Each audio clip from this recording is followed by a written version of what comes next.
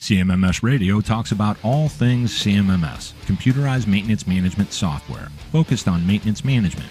It's the people, the process, and the culture that make your CMMS journey a success. Well, if you're not watching on screen, that is Tyler Hufstetler, and he is with MaintainX. He's actually a director of partnerships at MaintainX, and we've been working on getting this on the schedule. We finally got him here, and just a little bit of background. He has built the partnership ecosystem.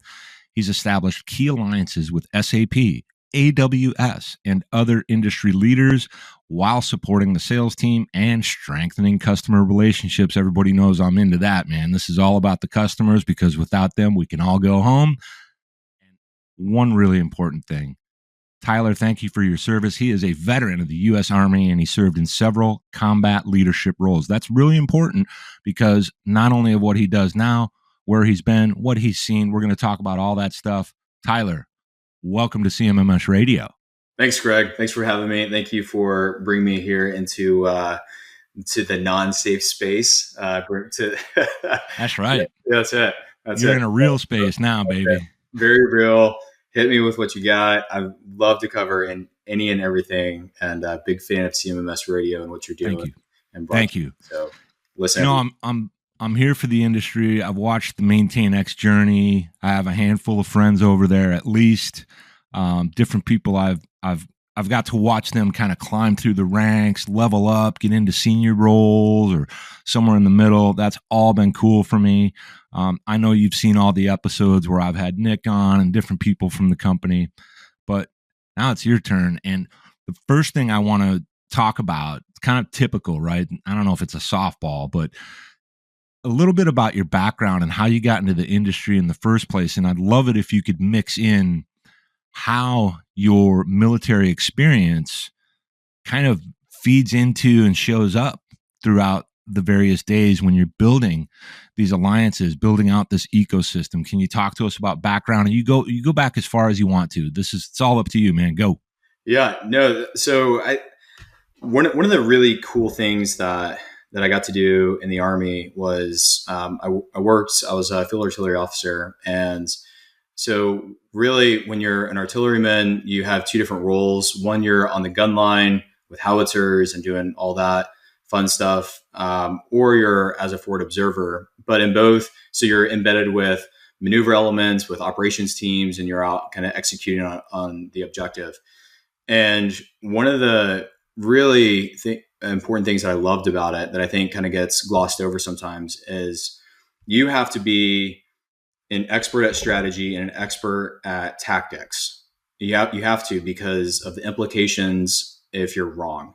If you're wrong when that artillery round impacts, the collateral damage is massive. If you're wrong when you're executing on that objective and you haven't done the previous coordination and the planning in order for you to be successful, the collateral damage is detrimental. Like it'll ruin your day and ruin somebody's life. And so really kind of bringing that holistic mindset, right? Being able to see the whole battlefield, was something that I truly loved. I saw, from start to finish, operational planning, the execution of missions and operations in austere environments, overseas, in Afghanistan. I was able to really be a part of a group of individuals that, we talk about the GSD mindset, right? The get shit done mindset, right? Like get out there and make it happen. You have limited resources and you have to be able to go out and execute. Well, the same applies in business, right? So you have to be able to understand how one function, how one motor impacts the entire drivetrain, how one nut or bolt or how this product can't go to market if you haven't done all the preparational stages and phases of that, right? So really a lot of the same guys that I worked with in the Army are really today running maintenance and operations inside of our same customer base. And when I got out of the Army, I worked in oil and gas for a number of years. I loved it. It was really cool. I worked up the road from you. I was in Bakersfield. And so I, ran around Central Valley, worked off of Long Beach, off the platforms, off the Thumbs Islands. And so beautiful area. I loved it. At the end of the day, my wife and I said, hey, it's time to get back to Texas. And so we came back to Dallas. Yeah. And really for us, this was an opportunity to kind of broaden our horizons a little bit. I had a friend from school that was working in tech, and they were deploying a product, and they needed help with somebody that knew how to wear boots and jeans on the platforms, how to talk to guys, and then also be able to brief the same results. Eerily similar to what I did in the Army, right? Which is I'm able to carry the ruck, I'm able to carry a rifle, I'm able to command an artillery line, but I also have to be able to brief that to higher echelons in the military or in the decision-making process and be able to say, why are we doing this, right? And so you're really translating from operations and strategy day in and day out in everything that you do. Well, a lot of software companies need the same thing. And so, right, as they're out, they're executing, they're working with maintenance, they're working with operations, and then they have to turn around and justify this to the COO, to the CIO, to say, hey, this is what we're doing, this is why we're doing it, this is what our spend is, and here's the results that we're gaining. And so that was a natural niche for me to like really kind of come in and do that.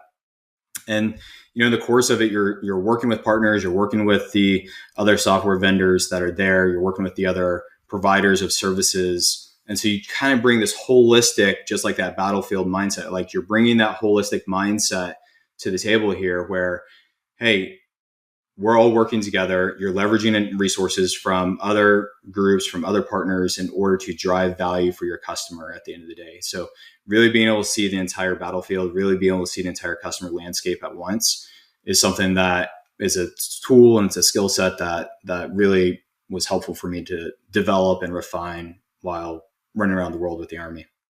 Yeah, well, pardon me. The important thing about this is when it comes to what you do now, what MaintainX is dealing with when it comes to who are the customers, who are the people that are trying to leverage these technologies for the benefit of their organization, but primarily for the benefit of what they do on the front line, and then everything in between.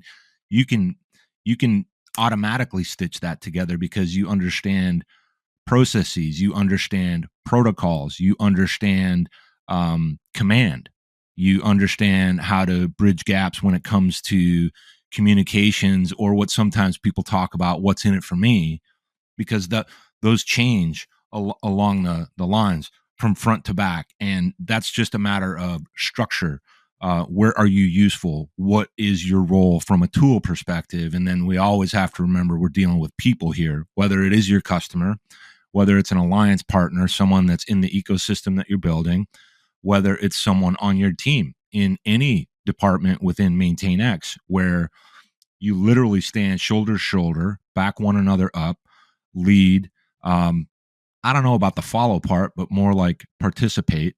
And you have to put that all together. So I'm often fascinated by how common it is that we will find military, our veterans, in the trenches, in manufacturing facilities, other facility type environments that might be just not making something, but a business that runs and provides a service.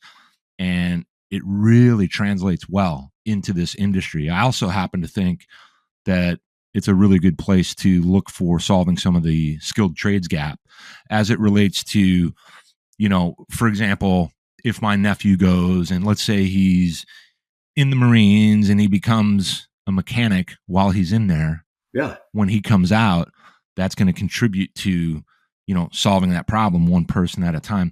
I want to switch back to some of the time you've spent, I guess I would say, in the trenches and turning wrenches, not the Army trenches, but turning the wrenches. And you mentioned that you've been in oil and gas and on these rigs. You've been around leathernecks, and interestingly, within the last 2 days, I just watched a documentary about, in this case, it was about Deepwater Horizon and the BP oil spill. And I've always thought there was a primary maintenance issue that caused that. And I've come to find out now that it was actually a best practice that someone incorporated that's not an actual thing. It was a myth when it comes to how to interpret pressure. Yeah. Where they were trying to seal the well. But when you were out there and you were doing this work and you were on these rigs and you were with these people, were there any central themes that tell you specifically, I've got the right culture here, I can work with these people in this certain way? And then were there also times where you had to kind of find a way to, I guess, penetrate and reach them to get them to become a more cohesive unit? Can you give any examples of that?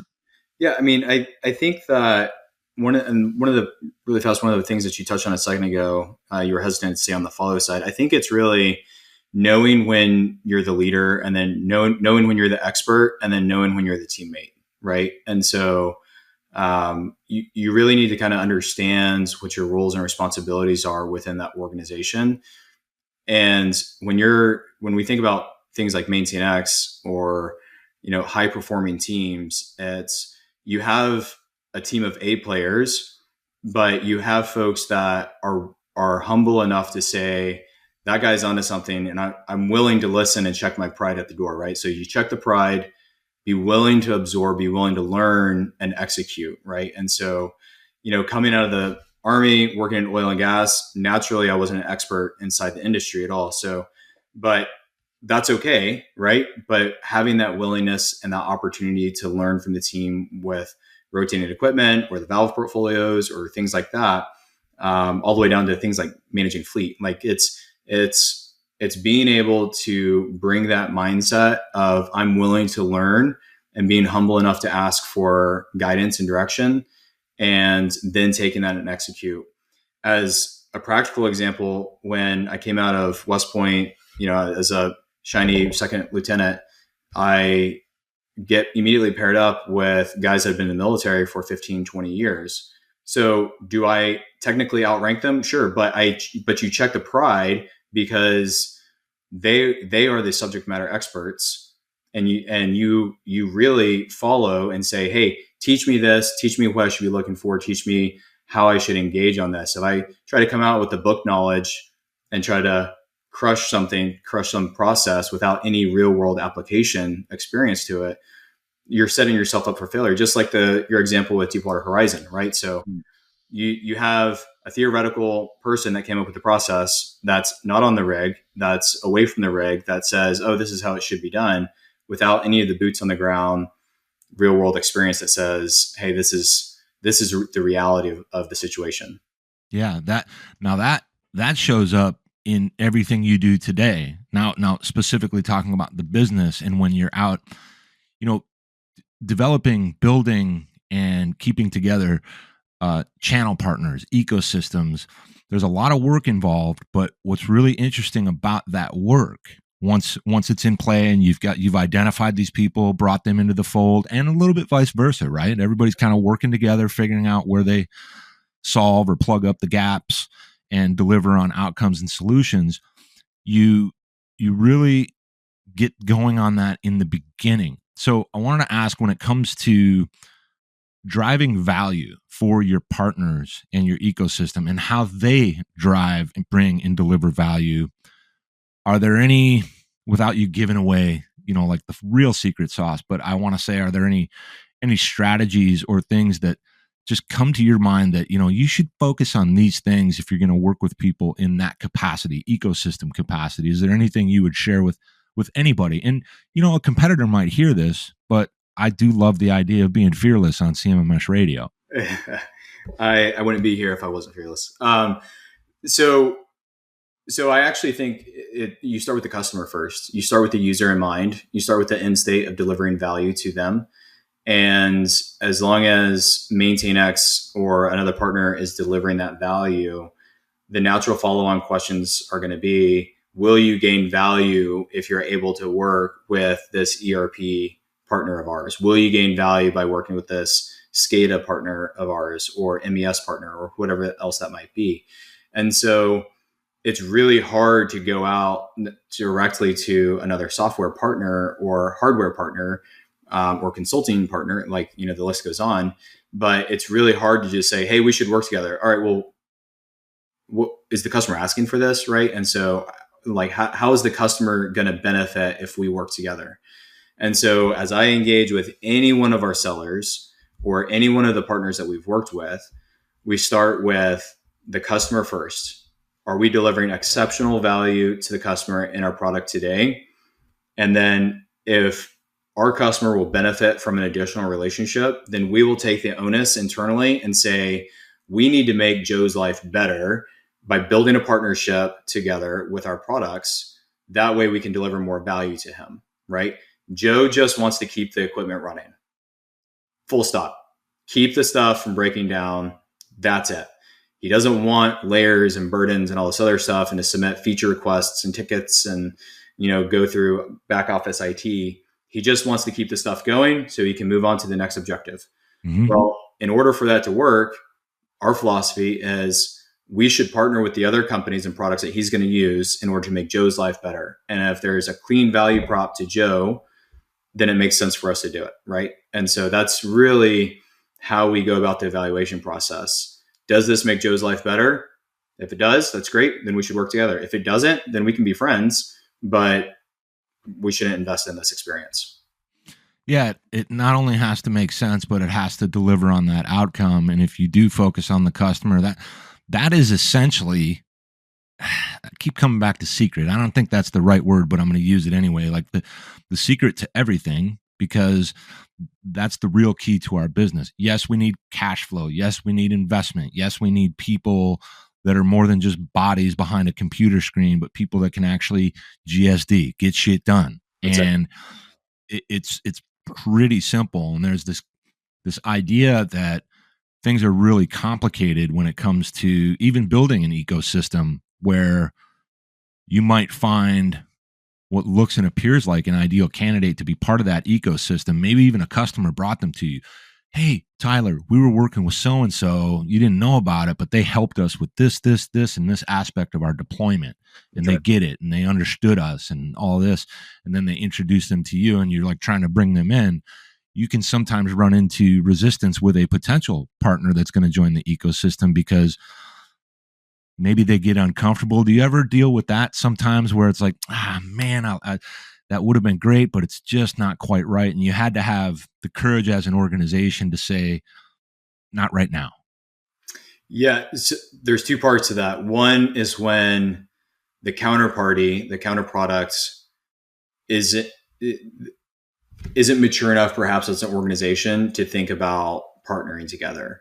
Right. Mm-hmm. And so what they're looking for is they want a partnership in name only. But if they're not willing to invest the resources and the time to do it, they're not really serious about it. And so we're very friendly as a partner organization. We want to work with folks as long as it's making our customers' lives better.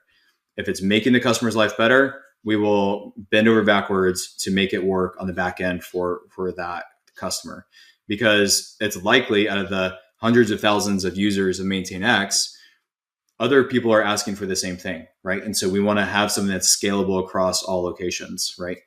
And so really, when we think about it, we approach that philosophy. We go to some of the other folks in the ecosystem, see if they want to work together in order to make their customer's life better. And if they're not really interested in that, one, it's a red flag to us. We're not going to continue to chase it. And two, it should also be a red flag for the customer, because you know that you're in a platform that's going to, from that other product, that's just, it's going to break. Like it's not going to be scalable across all locations because they're not willing to work outside the box. They're not willing to work with the others in the sandbox.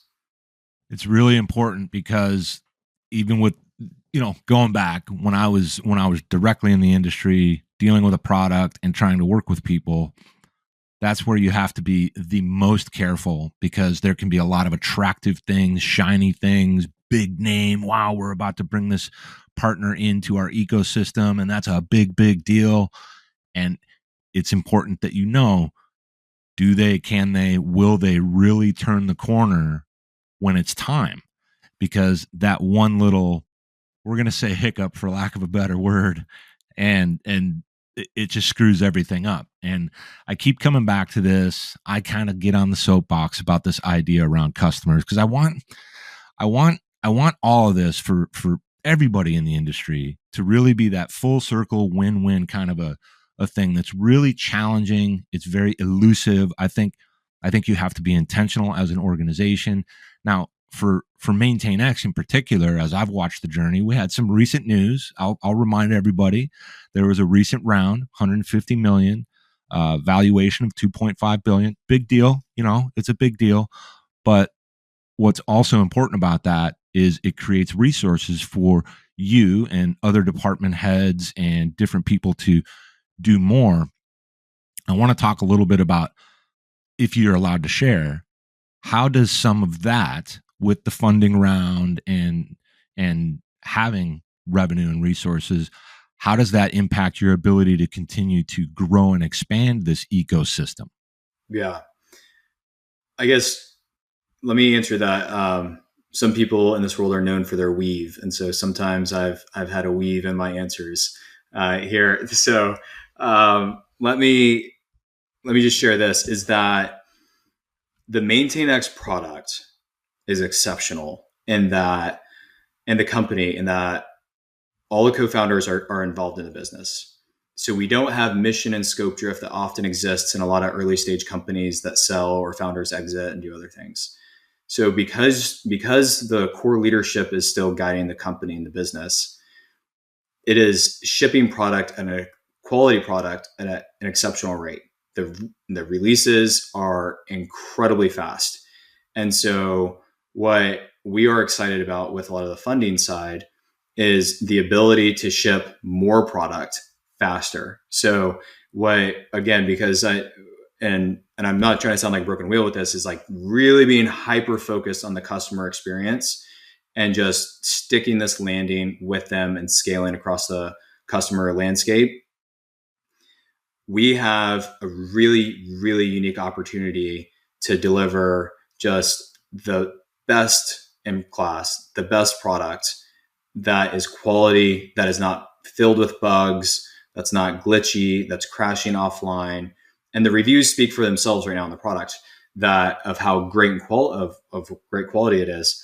But we're going to be investing into delivering more product to our customers at a faster velocity than what's ever been seen. And from a touch point, from implementation and a more advanced integrations, there's always that need and desire for our customers to do that. And so naturally now additional capital and other things like that, being able to help do everything that is going to make Joe's life better in the field, right? If it's not making Joe's life better, then we're not investing in it. So what does Joe need to be better? He needs a product that's constantly top of the line, that's the most modern solution that's available, that's leveraging all of the things that he or she hears about on the news, right? They're leveraging real-time technology that's not decades old, and they're getting best-in-class implementation. They're getting best-in-class integration support. So that's really what we're excited about in shipping or in the latest round. Yeah, and as you're talking about that, I'm reminded of back the very first time I ever had Nick Haas on, which Nick and I stay in touch. We talk on somewhat of a regular basis. He's out on the road all the time. But I remember on that episode, very popular episode, by the way, where right away we got into this concept, this idea, this thing that's so important to the original core of MaintainX. And this isn't a product pitch, people. This is just a thing that always stuck in my mind, that it really was about the frontline workforce and this idea that it has to be stinking easy. So as you were describing all that, I keep thinking of usable. It invites people to use it. And I think there's other platforms that do the same thing, but that's a really important part of what this is, because we do see a lot of solutions out there in the market. The market's always going to be saturated because everybody works differently. Yeah. There will not necessarily be a top dog. There would be a top dog for this, and this, and then there's a different one over here. But a lot of those systems that are, we're going to say, a little more legacy, maybe not, they didn't start there. So now they have to try to get there. And there's a pile of code, there's a pile of processes, there's a pile of complexity that is difficult to navigate. Now, in fairness to them, it's really, really hard to unpack and put that genie back in the bottle. But what's good about your approach, what you just said, what Nick said way back, is that initial focus on almost reminding me of the keep it simple, sailor, stupid, whatever you want to call it. That's the thing about it. Now, switch gears again. When it comes to growth of the brand, not just with what you do, but you're plugged in as to what's on the horizon. I don't know if you yourself go to any of the trade shows, the conferences, but I happen to know we've got SMRP coming up. That's going to be in October in Fort Worth, Texas. So shout out to AT&T Stadium. Anyway, you need to come out. I'm down the road. Let's go. Well, so I'll be there, and what I want to talk about with SMRP is I happen to know that MaintainX will be there. I was just wondering if you had any visibility yet as to what you'll be doing as an organization at SMRP. SMRP is a very special, unique, long-standing staple of the maintenance and reliability space. So it's an important conference. Last year, it had to get canceled because of weather, right? Hurricane. Now it's going to be in Fort Worth. But do you have any idea about what's going to be done there that we could see and expect from MaintainX? Yeah. So if there's, for the viewers here and other folks that are following, our marketing team is unlike any other, and their events that they go to. So I don't know how many hundreds of nights that Nick lives in a hotel a year, or Claudie, or the others are there. So, so just big shout out to them and the sacrifices that they're making here for the team by going out and going to all of this.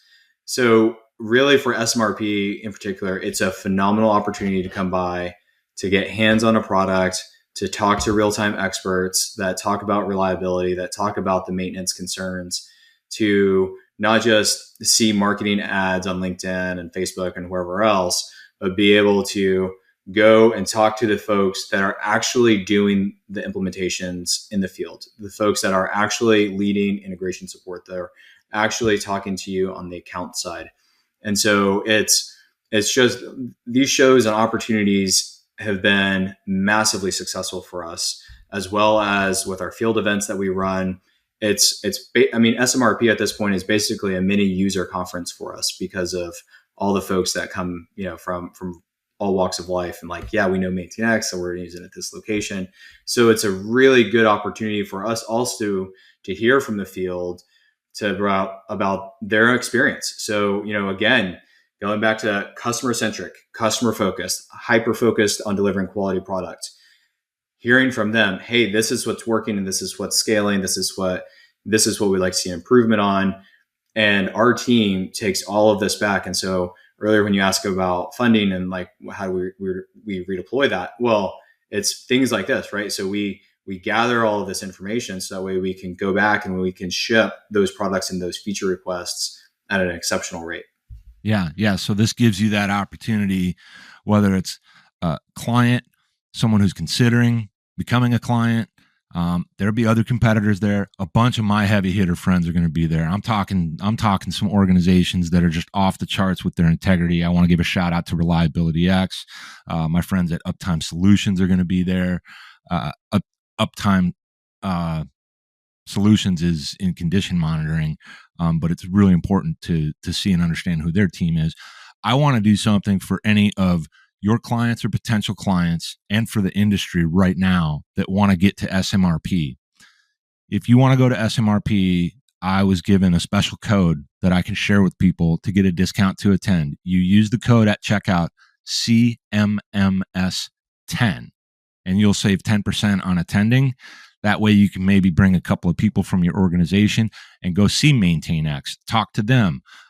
Come find me. I'm going to be over there doing some really cool stuff. I can't tell the whole story yet because it's going to come out probably later this month or next month, but I'm really excited about that event. And what's important about it is it really is connected to usable, practical insights, guidance, workshops, speaking sessions, speaking tracks that people can take back to their organization and actually do something with it. And we say this about some of the other shows as well.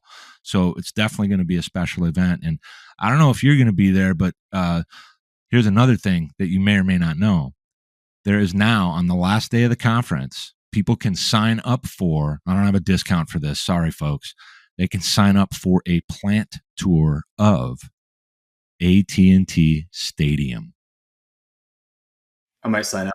Where the Dallas Cowboys play. Yeah. So yeah. I'm excited for anybody that gets to go on that. I'm going to try to as well, but I'm going to be really, really busy because I've got this special production I'm going to be doing. I'll do the announcement about it. You guys already know about it, just aren't saying anything yet. But that was really cool. I want to switch you in the interest of time, and you got partnerships to build and people to talk to and a day to enjoy.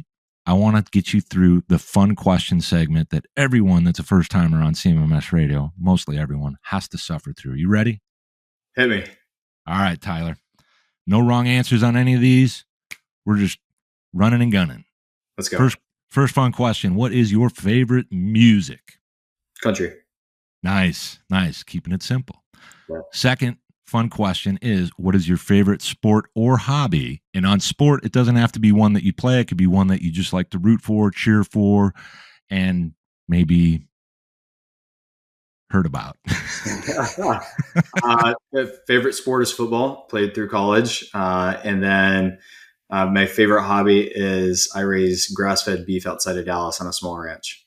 Nice. So you have a small ranch, and you can do you also hope you don't mind. This is a question 2B.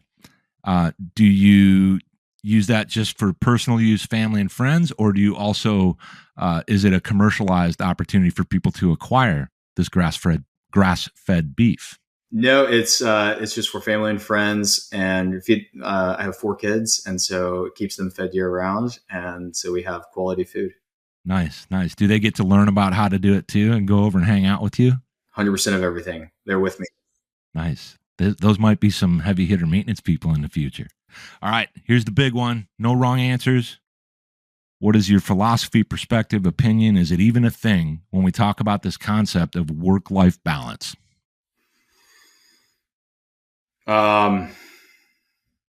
No, there's not. There's man is made to work, and I think that oftentimes people come up with opportunities to not work, and so I find joy and satisfaction in working.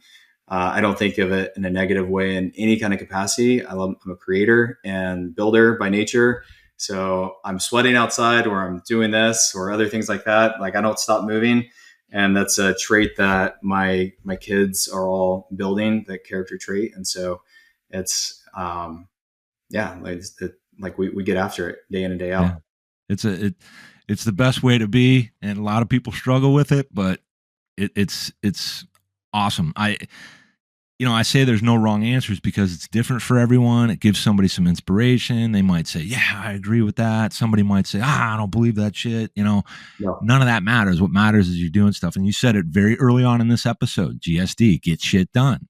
And I know a lot of people, especially if they're they're in maintenance, especially people that played sports, always anybody from the military, again, thank you for your service. That is all about doing what you do, covering your left, covering your right. It's not something you think about. It's something that you focus on, and it gives you a way forward always. So I like all that stuff. Man, Tyler, it was awesome having you here on CMMS Radio. Folks, if you want to connect with Tyler and have your own conversation, maybe you want to talk to him about getting into their ecosystem. Whether you do or you don't, doesn't matter. Just talk to him. It's Tyler Hufstetler, and that's Hufstetler. He is with MaintainX. What's up? Thanks for being here with me on CMMS Radio. Thanks, Greg. You got it. Did you find this episode helpful? Please send us some feedback, suggest a topic, or ask a question. Reach out to CMMS Radio if you need a co-pilot on your CMMS project. Visit CMMSradio.com and use the What's on Your Mind link. Thank you for tuning in to CMMS Radio, your resource for all things CMMS, from selection to implementation, to help you make better choices, learn from industry experts, and have a successful CMMS journey.